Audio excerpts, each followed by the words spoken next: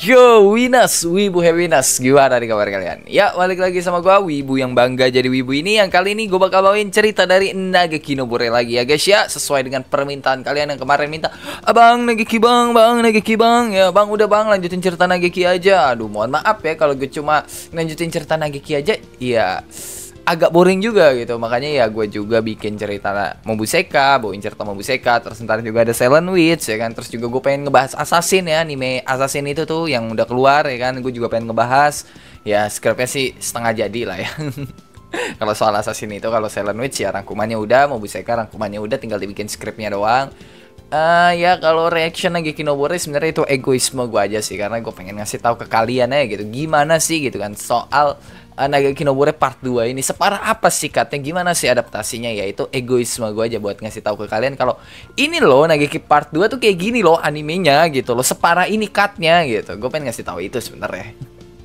Dan ya sebelum ke cerita kali ini, gue mau ngingetin nih ya, buat lo yang belum nonton video rangkuman web novel Nageki Nobore sebelumnya, lo bisa lah cek ke playlist, karena di situ ada playlist dari rangkuman novel Nageki Nobore. Atau ya lo bisa langsung cek deskripsi aja lah, di situ ada link dari playlist rangkuman novel Nageki Nobore. Ya lo bisa nonton video sebelumnya dulu lah ya, biar lo nggak pusing aja gitu kalau langsung nonton video yang ini. Dan perlu gue ingatkan, yang gue bahas itu web novelnya, oke? WN-nya bukan light novelnya. Jadi kalau misalnya ada perbedaan dari apa yang lo tahu, coba lu cross check dulu nih, yang lu baca itu WN-nya atau LN-nya.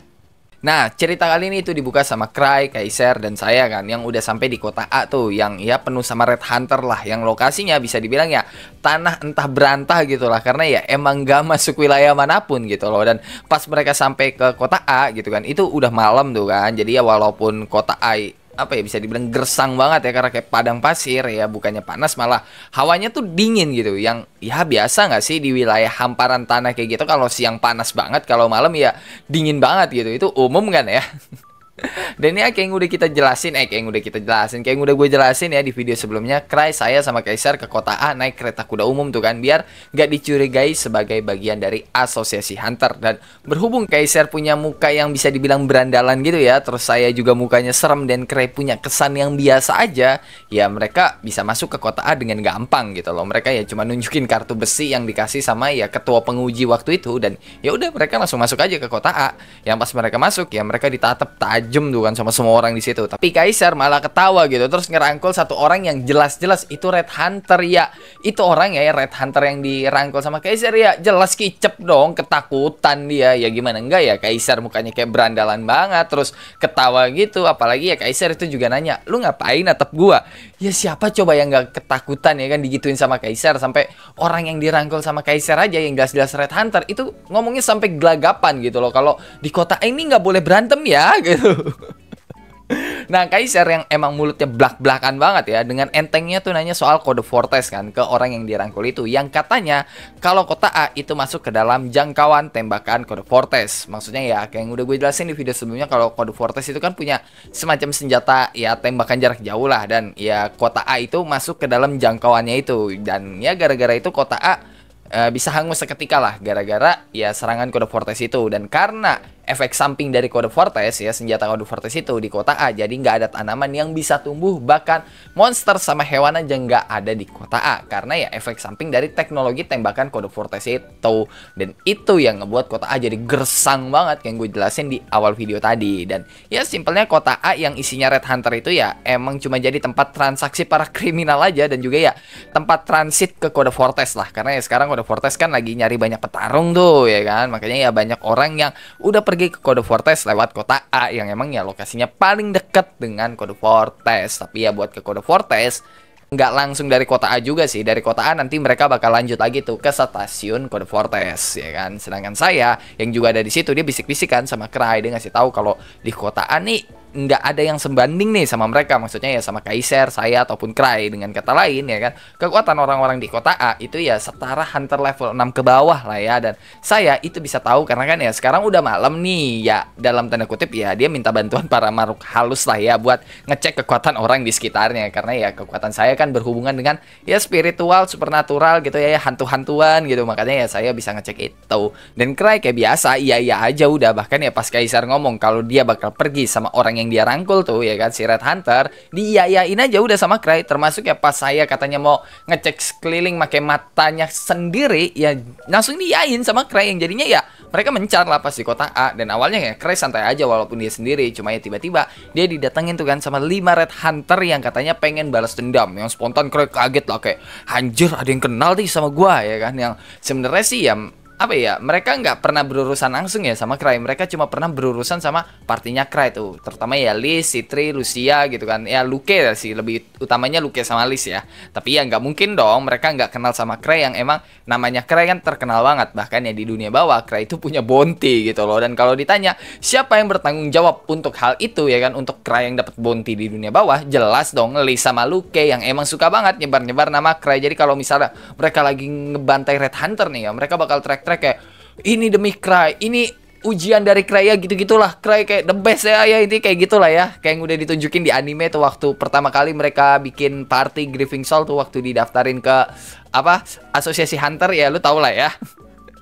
Dan 5 Red Hunter tuh ya yang tadi nyamperin Cry itu pada ngira kalau Cry sekarang pasti udah jadi Red Hunter juga nih. Dan ya mereka ngira teman-teman Cry, maksudnya yang member Grieving Soul, terutama Luke sama Liz, pasti udah masuk penjara gitu loh. Perkara ya kelakuan party Grieving Soul kan emang nggak jauh beda ya sama Red Hunter tuh. Bedanya ya mainnya Grieving Soul lebih bersih aja, karena ya ada Citri, Cry sama Eva gitu loh, yang ya ngurusin bagian-bagian belakang lah biar mereka nggak masuk penjara gitu loh. Yang ya by the way Eva kan emang bukan member Grieving Soul ya. Ingat, Eva itu bukan member Grieving Soul, dia cuma member guild First Step, bukan bagian dari party Grieving Soul. Tapi ya kalau member Grieving Soul bikin masalah, biasanya yang ngurus bagian belakang itu Eva ya, pakai koneksinya lah ya, berhubung Eva itu punya koneksi ke pihak berwajib lah ya. Nah 5 Red Hunter yang tadi nyamperin Cry itu ngajak Cry tuh kan buat ke tempat sepi. Yang jelas dong langsung ditolak sama Cry. Otaknya Cry udah tahu nih ini mau ngapain nih orang nih. Nih ya, dan ya Cry di situ alasannya ya di kota A nggak boleh berantem. Jadi ya buat apa gitu. Karena ya wilayah kota A kan juga masuk ke kode Vortex. Nanti ya kalau kita ngelanggar aturan tiba-tiba kota A ditembak gimana ya, alasan Cry gitulah. Tapi ya mereka itu ngotot, dan karena mereka nggak bisa ngajak Cry, akhirnya mereka di situ langsung ngajak Cry gelut kan. Bahkan ya udah ada yang nyerang Cry juga gitu loh. Tapi ya tiba-tiba mereka berhenti kayak nge-freeze gitu lah. Perkara mereka dengar suara-suara horor dan ngelihat sekeliling Cry banyak banget setan. Yang untungnya bukan di Indo. Kalau di Indo mah pasti di sekitar Cry ada Mbak Kun, ada Poci, Genderuwo, terus Tuyul dan yang lain-lainnya. Nah 5 Red Hunter yang pengen nyerang Cry tadi itu pada panik gitu kan. Soalnya ini pertama kalinya dalam hidup mereka mengalami kejadian horor gitu loh. Dan mereka itu ngira kalau Cry pasti udah ngelakuin sesuatu gitu kan. Sedangkan Cry ya kan, pas 5 Red Hunter itu pada nyerocos soal horor gitu kan. Ada setan lah, ada inilah, ada itulah. Ya Cry langsung sadar, ini pasti ada hubungannya nih sama kekuatannya saya. Dan berhubung 5 Red Hunter itu nggak tahu, ditambah ya si Red Hunter itu pada panik juga ya kan, dimanfaatin lah momen itu sama Cry yang dengan muka dan nada sombong ya Cry ngomong, udah nyerah lo. Yang spontan salah satu Red Hunter itu yang bisa dibilang apa ya, ketuanya itu langsung berlutut mohon ampun gitu lah sambil nangis-nangis. Cuma ya pas si leader ngomong gitu, tiba-tiba dia kepental ke langit terus jatuh sampai tangan dan kakinya patah. Bahkan ya darahnya itu sampai muncrat-muncrat anjir, yang entah ngapa ini tuh kejadiannya gore banget. Dan wah itu juga cepat banget lah kejadiannya, kayak bak buk trat trot ya, udah kayak gitu cepat banget lah kejadiannya. Dan Red Hunter sisanya tuh kan itu pada ketakutan banget lah, kaki mereka sampai lemes banget terus gemeteran juga. Dan dengan muka sombongnya Cry nanya lagi, masih mau lanjut? Setelah itu cerita berpindah tuh kan ke Cry yang ngelihat menara yang tinggi banget, dan wah itu menara tiba-tiba meledak kan. Dan Kaisar di situ ngebawa keluarga kerajaan kode Vortex yang berhasil mereka selamatin. Dia ketawa-tawa gitu lah sambil ngomong kalau misinya ini terlalu gampang. Dan ya di situ Kaisar juga ngasih kayak apa ya, semacam artefak gitulah ke Cry gitu kan. Sedangkan dia ngelapor ke Cry kalau musuhnya udah diatasi nih make kekuatannya. Dan ya saya juga ngasih artefak gitu loh yang dia dapat ke Cry. Dan demi ngerayain misi mereka yang udah kelar ya kan, Kaisar itu ngajak Cry buat seneng-seneng lah. Sedangkan saya katanya bakal ngatasin musuh yang masih tersisa, terus ngebikin manisan dan ngebiarin Cry untuk pensiun. Yang jelas Cry seneng banget dong, karena kan ya emang udah impiannya dari lama gitu loh buat pensiun. Namun sungguh sayang itu hanyalah sebuah mimpi. Ya Cray mimpi doang tadi. Dia kebangun tuh kan di bar perkara ya dia tadi ketiduran pas nungguin Kaiser sama saya. Nah Kaiser yang udah ada di sebelah Cray gitu kan, itu kagum banget lah sama Cray karena ya Cray bisa tidur di tempat seberbahaya itu gitu loh. Maksudnya kan mereka lagi ada di kota yang penuh Red Hunter ya kan. Udah gitu ya Cray tidurnya juga di bar lagi yang wah itu jelas dong kayak pertahanan terbuka banget. Jadi ya bisa aja sewaktu-waktu Cray diserang. Cuma ya Cray bisa tidur dengan santainya gitu loh. Nah, Kaiser nanya kan, kenapa barnya kosong banget nih? Soalnya ya pas dia masuk sampai sekarang di bar itu cuma ada mereka berdua doang gitu loh. Cuma ada Cray sama Kaiser. Yang kata Cray sih ya, semua orang yang ada di dalam bar itu pada kabur pas dia masuk gara-gara ada satu orang yang kenal sama Cray di bar itu. Dan ya itu orang ya sebelumnya teriak-teriak ketakutan gitulah, terus manggil nama Cray yang serentak semua orang yang ada di bar jadi pada tahu dong soal Cray. Dan karena mereka nggak mau diburu, ya jelas dong mereka pada kabur. Soalnya ya ada rumor soal grieving soal yang suka ngeburu Red Hunter. Dan ya Cray apa ya masuk ke salah satu listnya lah orang yang suka ngeburu Red Hunter itu. Yang jadinya ya kan Kaiser ya makin salah paham lah di situ soal Cray. Apalagi ya tadi kan sampai ada ribut-ribut gitu kan, yang Kaiser yakin kalau itu pasti gara-gara Red Hunter yang kabur dari Cray. Tapi ya Cray kayak bodo amat aja, udah kayak ya udahlah terserah otak lu aja lah, selama itu nggak ganggu misi mereka buat ke Code Fortress ya kan. Yang ada di otaknya Cray sekarang tuh gimana cara ngelarin misi ini secepat mungkin gitu loh. Nah Kaiser itu ngasih tahu kan semua info soal Code Fortress yang dia dapat selama ya mencar tadi lah. Dan si Cray itu kayak malah ketawa-tawa nggak jelas gitu lah pas dengerin Kaiser, yang bikin saya yang baru banget masuk ke bar itu langsung bingung kan ngeliat Cray ketawa sendirian begitu. Sedangkan Kaiser dia mikir kalau Cray pasti apa ya nganggep misi Code Fortress kali ini tuh kayak semacam game gitu loh buat Cray. Soalnya ya ketawa Cray kayak macam apa ya, ketawa-tawa sarkas gitulah, yang Kaiser kira kayak ya gimana sih seorang ahli strategi kalau misalnya nyusun strategi dan wah kayak semuanya sesuai dengan rencana dia atau ada sesuatu yang ngebuat dia menarik gitu ya, kayak gitulah tanggapan Kaiser. Nah pas saya udah duduk tuh kan di sebelah Cray, Cray langsung nembak gitu loh ke saya, lo pakai kekuatan lu ke gua kan? Yang spontan saya sama Kaiser kaget banget lah. Dan saya ngomong kalau dia pakai kekuatannya buat ngelindungin Kaiser sama Cray karena ya di kota A itu terlalu berbahaya dan terlalu banyak Red Hunter. Dan kekuatannya itu apa ya, bisa ngatasin serangan dadakan gitulah. Dan biasanya orang itu nggak bakal sadar tuh sama kekuatannya saya. Makanya saya sama Kaiser itu sampai mikir kalau Cray ini peka banget nih, sampai ya kekuatannya saya yang notabene kekuatan supernatural bisa Cray rasain. Yang padahal mah ya Cray kan bisa tahu gara-gara 5 Red Hunter yang Cray lawan tadi nyerotot soal hal-hal horor gitu loh.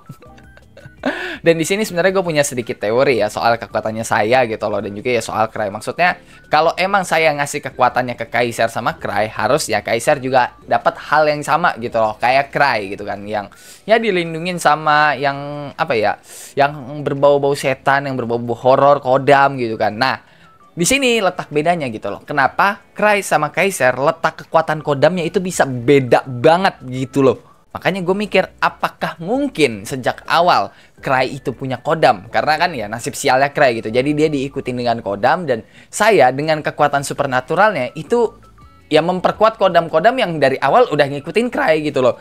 Karena kayak apa ya, kayak yang dibilang saya, harusnya orang tuh nggak bakal sadar. Jadi dalam artian orang itu nggak bisa ngelihat kekuatannya saya. Tapi kenapa ya kan kodam-kodamnya Cray itu bisa dilihat sama 5 Red Hunter yang tadi nyerang Cray. Itu hal yang aneh gitu loh. Ya itu teori gue aja, gue nggak tahu gitu loh. Karena ya secara apa ya, kalau dipikir secara logik gue ya kayak gitu, kayak Cray itu harusnya punya apa ya, punya kodam yang udah ngikut dia dari awal. Soalnya ya kekuatannya saya kayak cuma memperkuat aja lah ya, itu teori gue lah kayak gitu.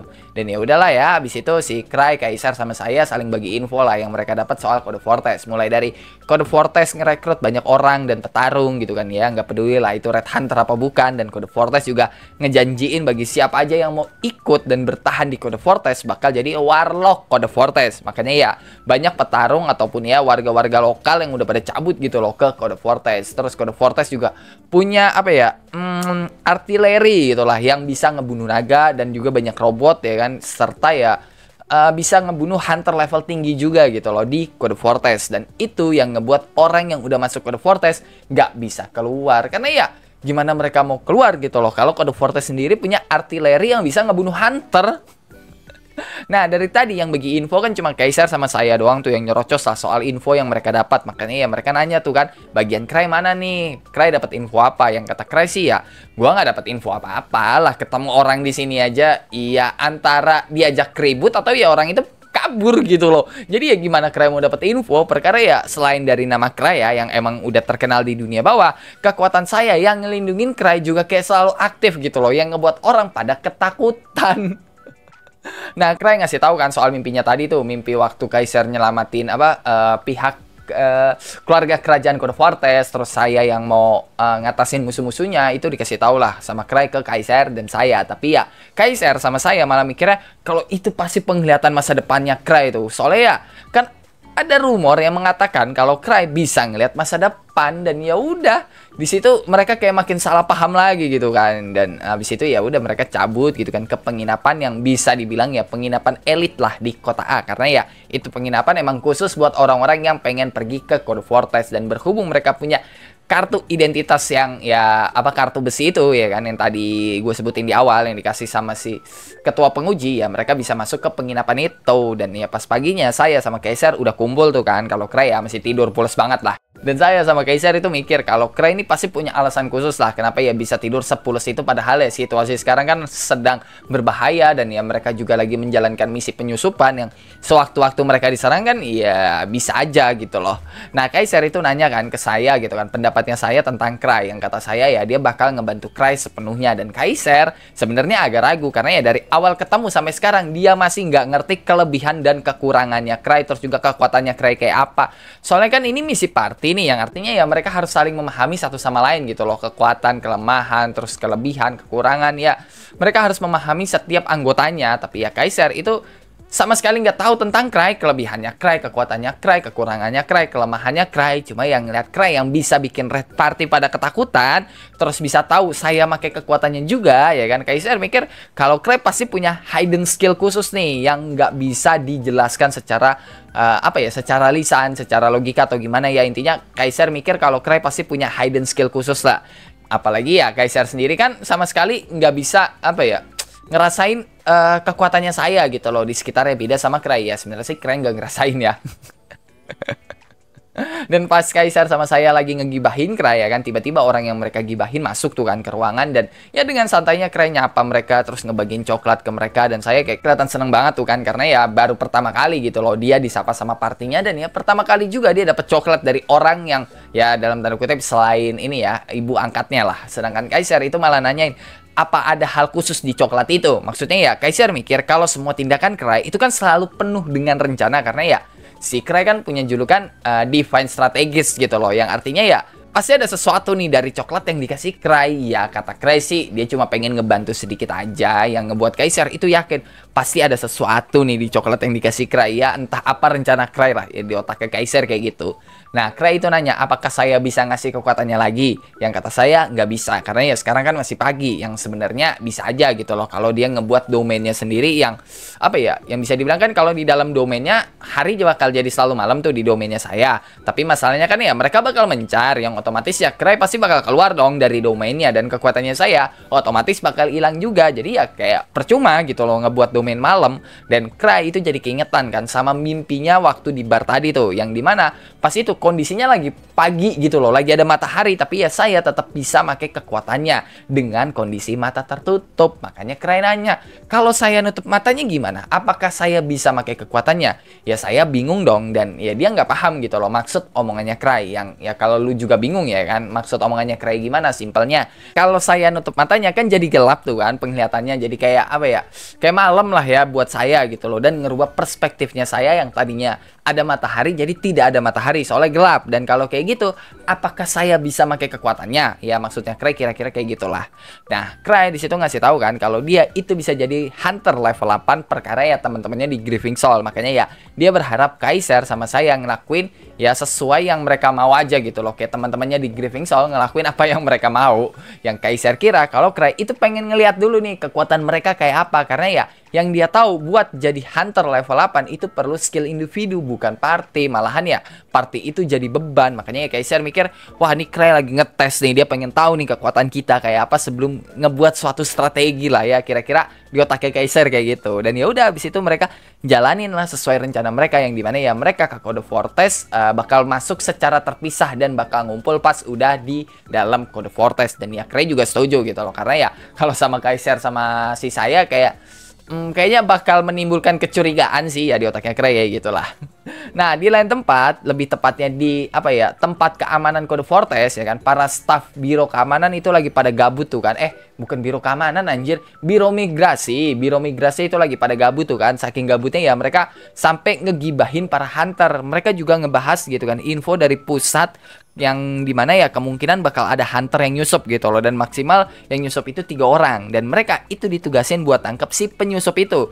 Cuma masalahnya mereka itu nggak bisa ngebedain mana hunter mana bukan, dan salah satu orang ya kan yang bisa dibilang agak goblok itu ngide lah buat ngelakuin scan ke orang-orang yang datang ke Code Fortress. Soalnya ya kekuatan hunter kan di atas orang normal gitu kan, dan itu bener. Cuma gobloknya mereka lupa kalau Code Fortress itu kan juga ngundang Red Hunter, tapi ya mereka nggak peduli gitu loh. Malah ya ada yang nyeletuk, ya udah kalau salah tangkep ya nggak bakal jadi masalah juga toh. Cuma 3 orang lagian ya, ini kan di Code Fortress kita punya koneksi. Entah ngapa di sini gue jadi kayak keingetan suatu negara anjay. Dan oke lah, cukup sampai di sini untuk cerita kali ini. Gimana nih coba menurut lo soal cerita kali ini? Bagus atau tidak? Coba tulis tanggapan lo di kolom komentar. Dan ya seperti biasa, sebelum mengakhiri video ini, gue mau bacain beberapa orang yang telah komen di video-video sebelumnya. Yang pertama ada dari Kevin Aditya. Cray nggak pernah cari masalah, tapi masalah itu sendiri yang cariin Cray. Ditambah ya, kalau misi yang mustahil bagi Cray, misi yang mudah karena Cray sendiri selalu sial.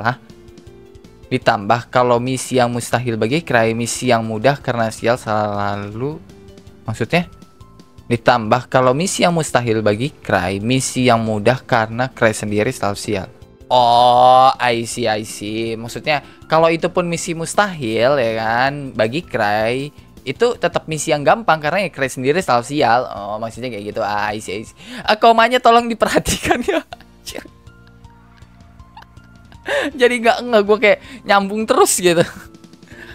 Bisa dibilang iya, bisa dibilang enggak ya kan, ya karena sialnya aja. Jadi ya setiap masalah itu pasti bakal datang ke Cray karena ya Cray sendiri selalu sial gitu kan. Dan dibilang misi mustahil juga gitu, karena ya misi nanti ke Code Fortress ya lu lihat aja lah gimana. Di Silent Witch yang bikin tertarik apa bang? Semua si Chikenjin-nya dan kekuatannya, atau romance antara Monica sama Denka atau sihirnya?